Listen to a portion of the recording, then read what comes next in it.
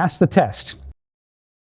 Hi, welcome back to another one of our Director's Cuts based upon Sunday's message, Daniel in the Lion's Den. It's the book of Daniel, part 9.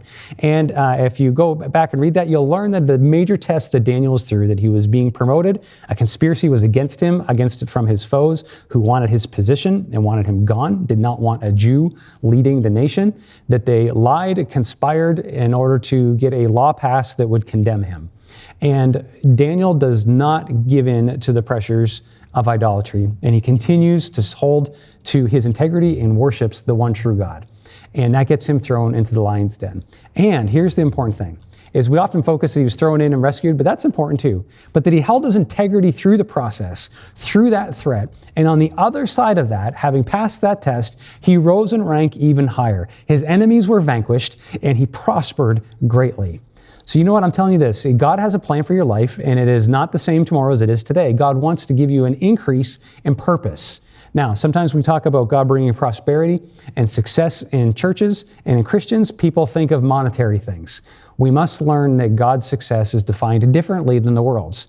God wants you to be a successful Christian. He wants you to be a successful church member. He wants you to be a successful family member, a successful worker, and holding your integrity through all of it, keeping Him as the guiding light to your life, and that He will help you direct the affairs of your life to bring you peace and security and ultimately a prosperity.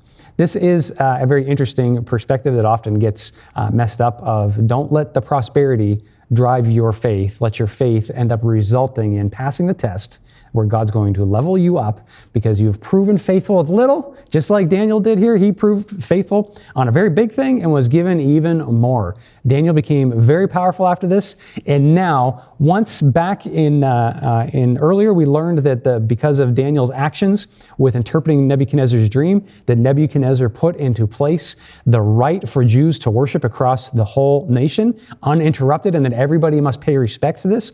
So then elevating this humiliated God whose temple had just gotten destroyed.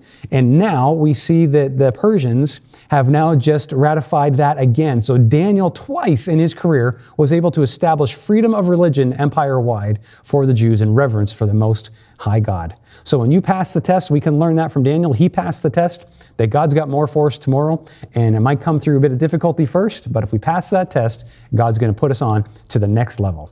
So be faithful where you're at. He who's faithful with little will be given much. God bless you. Have a great day.